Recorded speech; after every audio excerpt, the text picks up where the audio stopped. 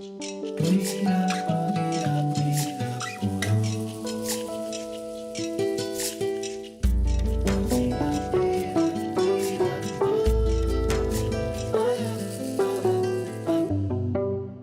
literatura é dotada de superpoderes. Ela emociona, faz rir, faz chorar, ensina, apaixona, abre nossos olhos para temas que antes passavam despercebidos. Quem fala um pouco sobre isso conosco hoje é o superpoderoso escritor Carlos Eduardo Pereira. Muito bem-vindo, Carlos. Um prazer ter você aqui no Trilha de Letras. Já vou começar com uma pergunta-chave. Existe alguma coisa que a literatura ensina e que um professor não consegue ensinar? Obrigado pela presença, pelo convite. Um salve para todo mundo que faz isso aqui acontecer, porque é muito importante trilha de letras para a gente, na literatura, enfim, para a cultura em geral. Obrigado pelo convite. Tem sim, cara. A literatura é, me parece, a experiência mais radical de empatia que a gente consegue. Sei lá, o audiovisual, você tem lá os filmes ou a série, e você tem a visão do diretor ali. Nunca mais, depois de você ter assistido a um filme, aquela atriz... Não vai ser outra coisa quando você for ler um livro que deu origem àquele filme, por exemplo. O professor também, ele vai colocar a visão dele ali. Na literatura, a gente como leitor cria aquele universo, por mais que tenha um narrador direcionando as coisas, alguém que pensou antes, o escritor, a gente acaba criando o nosso universo inteiro. É muito mais do que um professor pode fazer em sala de aula. Em sala de aula, a gente pode provocar, instigar, nada de ensinar, é basicamente provocar mesmo. E a literatura faz o resto. O livro acaba complementando o que a gente dá o pontapé inicial. Acho diálogo, que é um pouco né? Um diálogo Sim. Bacana, bonito, Sim. rico. E você começou como escritor com mais de 40 anos. Como aconteceu a literatura na sua vida? Como leitor e como escritor? Começou tarde, os dois. A gente lá em casa não tinha tanto livro, né? A família pobre, né? do subúrbio. E isso não é um problema, porque eu não li os clássicos no original com 7 anos, mas eu assisti muita televisão, joguei muita bola na rua, fiz um monte de coisa que me compôs. Lá pela adolescência, uma outra paixão minha, além da literatura, é o cinema. Então, o adolescente que via filmes de ação, ou de mistério, ou de terror, Stephen King. Vou lá no livro que deu origem àquele filme que eu gosto. Referências visuais, Sim, né? essas referências. Aí eu comecei a procurar os meus próprios livros, as minhas próprias leituras. A escola já vinha trabalhando antes, porque eu sou aquele cara que pensa, olha, eu discordo um pouco dessa história, discordo bastante da história que a escola afasta o aluno do livro, da leitura. Comigo foi ao contrário, né? Como a gente não tinha tanto livro em casa, na escola tinha biblioteca, próximo também tinha biblioteca pública, então eu frequentei esses lugares, era um lugar para mim, eu ficava super à vontade ali, assim como em outros lugares, mas não tinha esse lance de afastar. Eu aprendi muitas coisas, eu aprendi a gostar de ler na escola. Em dado momento, mas aí eram leituras orientadas, né? Você precisa ler isso aqui porque vai cair na prova. Aí, sei lá, vai fazer vestibular, tem essa leitura aqui. Mas quando você vai lá e passa numa banca de jornal ou dessas bancas que vendem livros usados e tal, e vê lá um Mário Puzo, olha, o Poderoso Chefão, aí eu ia atrás. É a mesma coisa como eu falei, sei lá, Stephen King mesmo. Essas leituras vieram através do cinema, uma coisa levou a outra. Esses foram os livros que eu comecei a ler. Depois, agora, depois dos 30 e tantos, eu fiz história, né? Minha primeira formação.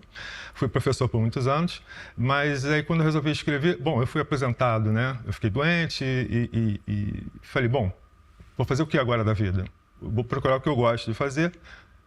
Fui tentar fazer cinema, fui tentar fazer literatura, vou para um curso de letras. Chegando lá, vou correr atrás do prejuízo, vou começar a ler os clássicos e tudo mais. E você teve uma mentoria, foi a Carola Saavedra, né? Que você,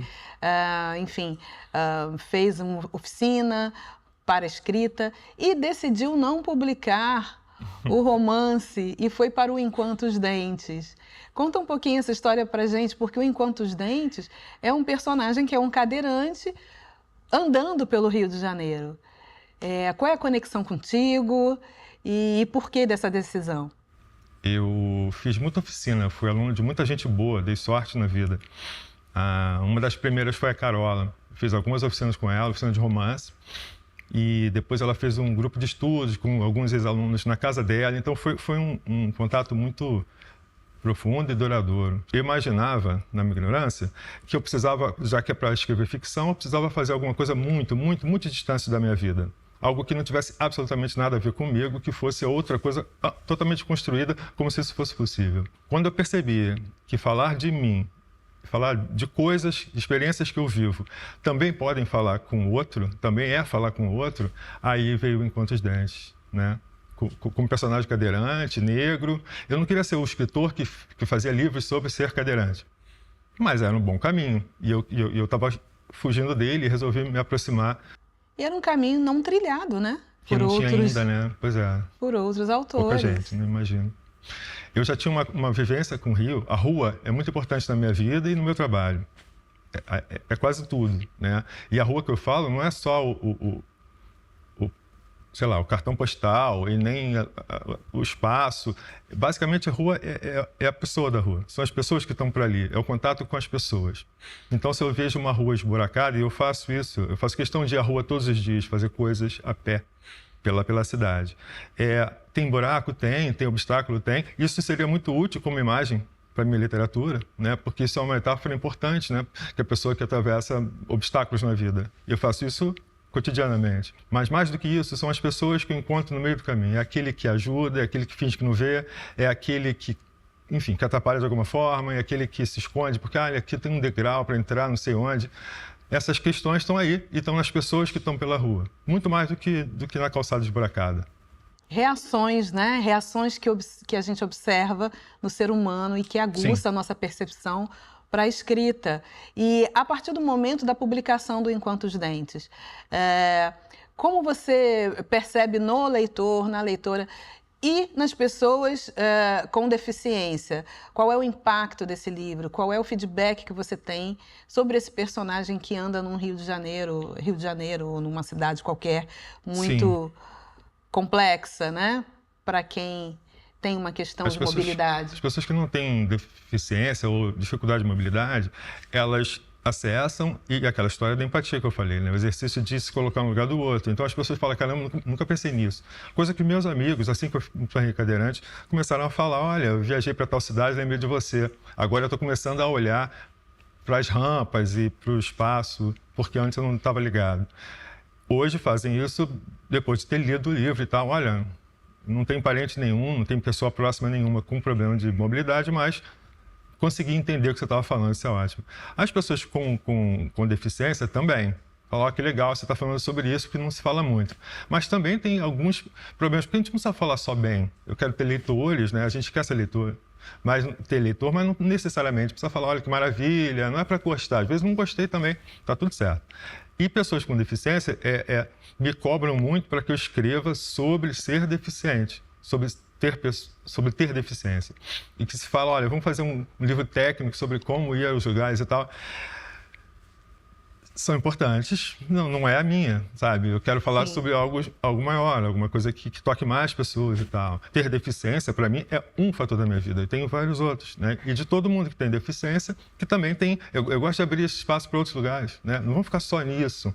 A gente tem muitos outros interesses, e esse interesse tem que estar na literatura, tem que estar na vida. Eu acho Sim, você é um personagem muito único, né? Não apenas pela questão do cadeirante, mas pelos atravessamentos que estão em você. O fato de ser um homem negro, é historiador e tem uma percepção da vida e da literatura de um outro lugar. Essa tua experiência como historiador, como ela interfere também no que você escreve? A gente tem uma paixão pela pesquisa. Você escreve livros que têm esse background, essa pesquisa histórica, né? Sabe do que eu estou falando. E tem um perigo grande ali de você se apaixonar tanto por aquilo e começar a colocar coisa demais que o livro não pede, que a trama talvez não caiba nessa trama. Então, essa era o meu receio. Então, eu queria ser aquela história de se afastar o máximo possível das minhas questões. O historiador estava bem longe e tal. Isso num primeiro trabalho. Depois disso, eu já escrevi um livro que fala muito mais sobre, olha, vamos olhar para trás, vamos olhar para o que aconteceu. Isso talvez faça sentido aqui nessa história. E quando a gente encontra isso, é bom para a literatura, que você está se propondo a fazer. Mas o olhar do historiador já tem um interesse, isso é importante para mim, né, no meu trabalho, que esse olhar ele já está lá desde sempre. Não necessariamente vai entrar de forma muito direta nos livros, mas ele sempre está, porque é aquela história de olhar no olho e tentar entender de onde veio essa pessoa e que família é essa e que lugar é esse e olhar para trás e pesquisar. Isso é sempre útil. E você acha que é possível isso, a gente despir a pele e estar distante do... Você já falou disso algumas vezes aqui no nosso papo, né? É possível isso? Você sair de você e escrever alguma coisa e ficar distante? Não, não é. A gente está compondo o tempo todo, né, cara? E até porque a gente faz escolhas, né? Vai contar uma história. Como é que vai ser contada essa história? Né? Sob que perspectiva? Então, eu vou escolher. Isso eu falo, aquilo eu não falo. A gente escolhe o que vai ser destacado e aquilo que não vai. E essas escolhas já estão dizendo, olha, não dá para dizer que eu sou isento, não dá para dizer que eu não estou nesse lance. A gente faz a história o tempo todo, não é isso? O Dom Pedro lá atrás, ok, né? Mas é importante para a gente olhar para o hoje. O que interessa é o hoje, né? A gente pega esses elementos que passaram como ferramentas, como embasamento, para a gente ver o que a gente faz agora, né? Porque daqui a pouco vem o futuro e esse futuro vai depender do que a gente está fazendo agora e não do que foi feito antes. Ou mais do que a gente está fazendo agora do que foi feito antes. Voltando um pouquinho no Enquanto os Dentes, em que momento você, ou melhor, não sei se você percebe, alguma mudança nas acessibilidades da época que você escreveu o livro e como você percebia essa questão enquanto autor, produzindo a tua literatura para o momento atual? Você vê que caminhou alguma coisa? Sim. A gente tem a tendência a achar que está tudo ruim, está tudo... Sim, tem um monte de coisa ruim. E a gente precisa estar o tempo todo atento, olhando para essas questões. Mas, sei lá, o Enquanto os Dentes de 2017... Eu sou cadeirante há uns 15 anos, mais ou menos. Eu tinha 37 quando eu tornei cadeirante, tenho 51. Se eu parar para olhar, hoje tem muito mais acessibilidade do que tinha anos atrás, sabe? Isso acontece, a gente não percebe, são coisinhas mínimas e tal, se eu falar especificamente de cadeirante, de ser cadeirante. Mas isso acontece com muita coisa, cara. A gente tem mais visibilidade hoje. Olha para a literatura de hoje. Se você volta 15, 20 anos atrás, não ia ter uma Eliana, saca? Não tinha. Ia ter Ailton Krenak na Não ia ter Krenak na Academia Brasileira de Letras. Olha que maravilha, que simbólico, que interessante. Isso até outro dia era impensável, Eliana. Ou seja, as coisas estão melhorando. A gente vai voltar daqui a pouco para falar do Agora, que é um tema quentíssimo. Mas antes, vamos para o Dando a Letra e aquela dica de literatura semanal na sua vida. A indicação de hoje é o romance Humanos Exemplares, de Juliana Leite, publicado pela Companhia das Letras.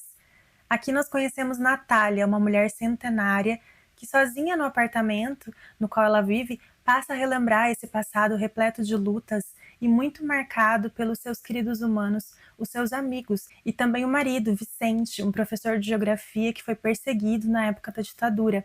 Assim, a gente observa o quanto esse período sombrio da nossa história afetou as famílias, impactou nos afetos, assim como a relação de Natália com a filha, que mora longe e liga para ela, mas a gente vê que ali existe uma complicação. Então é um romance que vai te fazer pensar muito sobre nosso país, mas também sobre a passagem do tempo, sobre envelhecer. Recomendadíssimo.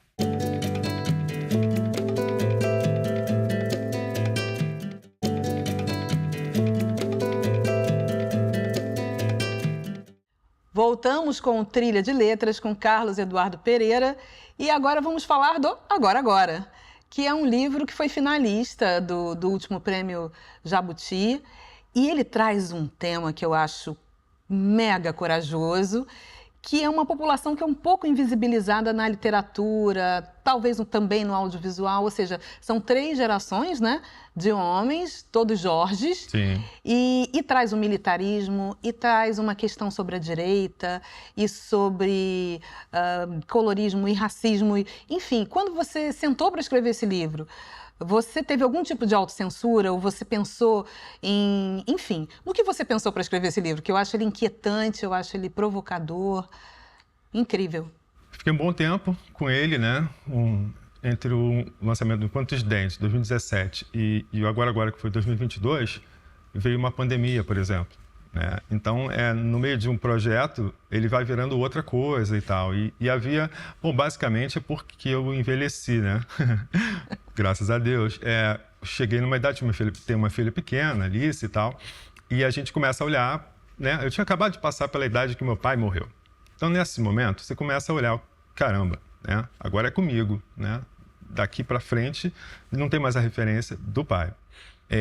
Então, eu fui pensar no meu pai e no pai do meu pai.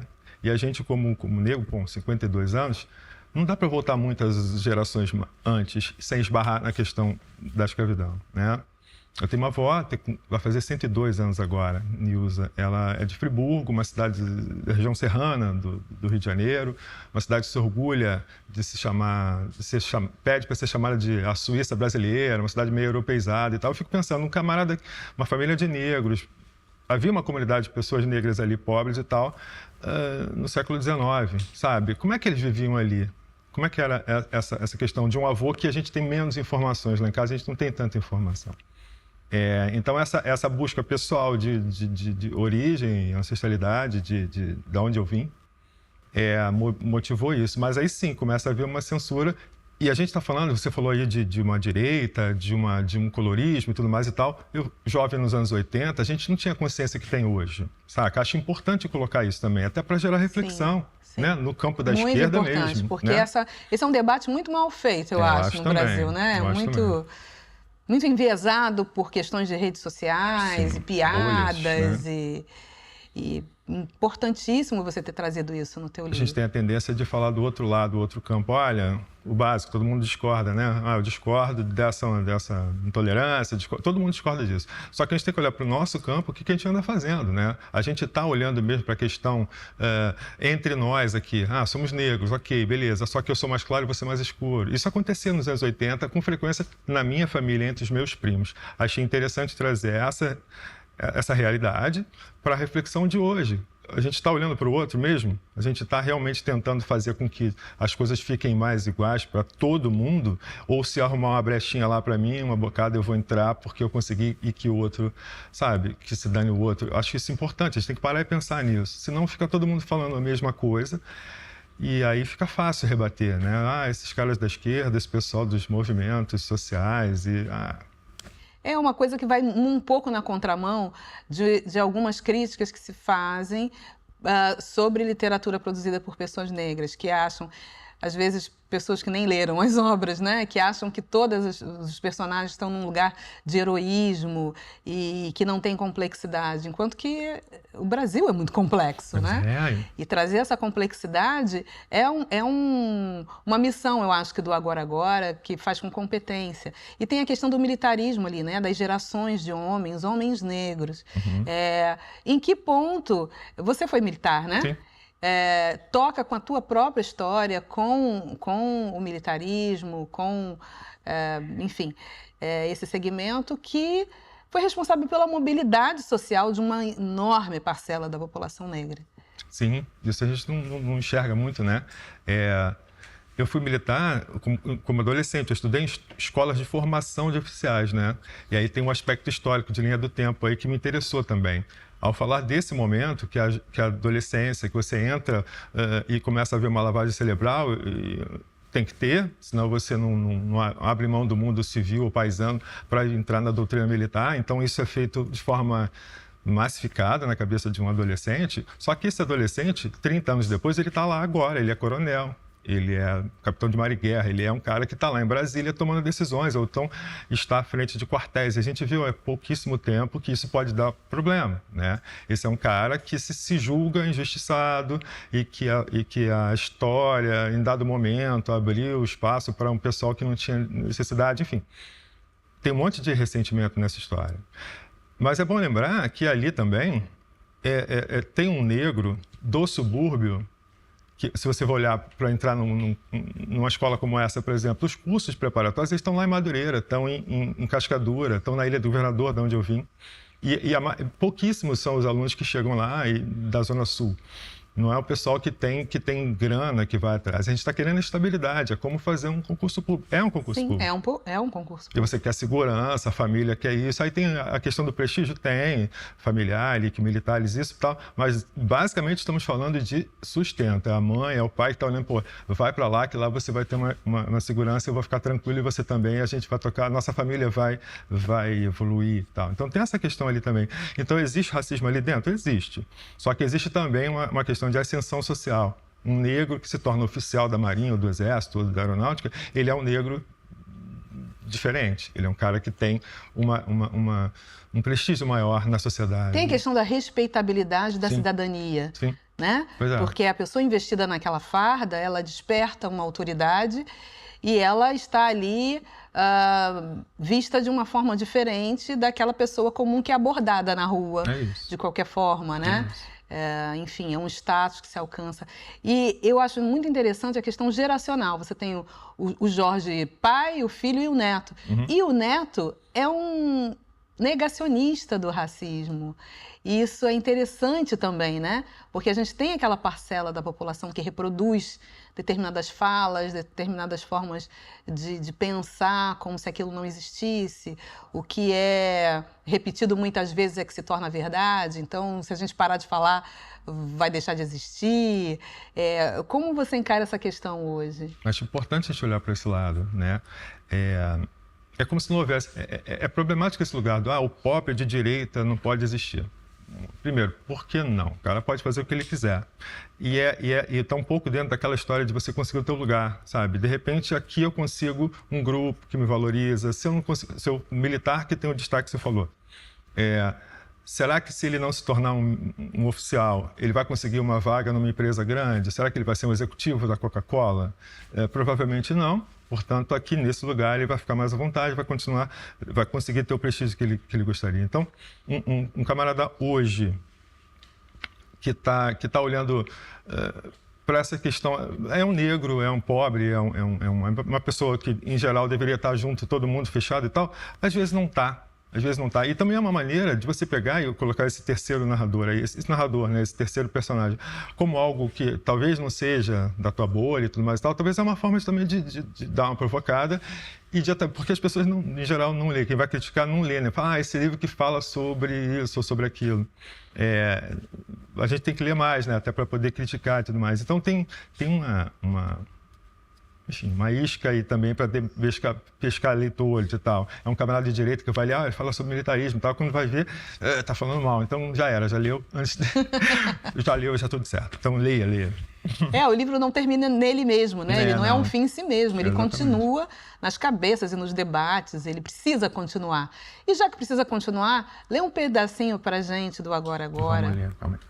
Já faz um tempo decidi que no dia de hoje eu não saio de casa para nada. E nem atendo o telefone, deixa ele tocar. É Maria do Socorro, a velha chefe da secretaria. Aquela mulher deve estar achando que eu morri. Deve ter certeza de que fui atropelado no caminho para a escola. Ou de que escorreguei no banheiro e fiquei por lá estribuchando. Ninguém para me ajudar. Largado todo torto no chão do banheiro com a boca espumando, a cara roxa. Daqui a pouco vai deixar gravada a sua voz de gralha na caixa de mensagem. Vai perguntar, por acaso tu morreu, professor? Com aquela voz de gralha. Tu tá morto, professor? Pois é, questões fortes que o Agora Agora traz, e uma delas é sobre a mulher. A avó do Jorge Neto sofre violência doméstica, ou seja, a Conceição às vezes comenta, né? Ela fala, o homem negro se iguala ao branco em uma situação, no machismo. Como foi retratar isso nesse livro? Eu super concordo com Conceição. Cara, dá um pouco do que você falava ainda há pouco. Se você pega um personagem, esse avô, né, esse avô do personagem do narrador lá, é um cara que criou um clube exclusivo para negros em Friburgo, uma região racista e tal. Se ele não podia entrar nos clubes sociais da cidade por ser negro e tal, ele criou deles, o branco também não entra. É legal isso, é uma resistência cultural, tudo mais. Ou seja, mas eu tinha um receio de falar, olha, esse cara aqui é o herói, é o cara que tudo acerta, é o cara que faz tudo, vamos nele e bota uma estátua dele e acabou. Não precisa escrever livro para isso, né? Mas eu fiz questão de abrir essa parte, a segunda parte, que é a parte que fala desse avô, com uma cena de agressão física. Porque é uma história que a gente ouvia lá em casa, na casa da minha avó, quando eu era criança. Minha avó sempre falando, não, seu avô isso. E a gente, eu digo a gente porque são muitos primos e tal, e eu estava nesse bolo, né? A gente não valorizava tanto essa figura desse homem que se criou sozinho e tal. Isso é importante, mas é legal destacar que a gente é humano, que a gente comete erros, a gente tá falando do século XX também e tal, e ele agride, ele tinha amantes, e essa amante, a minha avó pegou ele com essa amante e ele agrediu fisicamente ela, e ele batia nela. A gente não vai ficar escondendo essa questão, porque é bom trazer isso agora. Primeiro que humaniza o personagem, enquanto trama isso faz sentido, e segundo que mostra que esse lance ainda acontece hoje. Né? A gente fala, como falou Conceição, o homem negro e tudo mais e tal, ele também reproduz muito do que ele sofre na rua, na sociedade, assim em como casa. as pessoas negras reproduzem O tempo todo. Né? As falas racistas, Sim, a gente acaba fazendo... os comportamentos. Sim. No livro tem muito disso. O camarada que chega numa escola dessa que é calouro, ele sofre o bullying, né? Sofre o trote. Mas quando ele vira veterano, ele comete o trote. Ou seja, a chance, quando me dá um pouquinho de poder, eu vou lá e reproduzo o que está feito. Isso não faz muito sentido. O que te incomoda mais e o que te interessa ainda trazer para a literatura? Me incomoda esse olhar para um lado só. É a questão da bolha, né? A gente falar sempre o mesmo discurso sem refletir demais.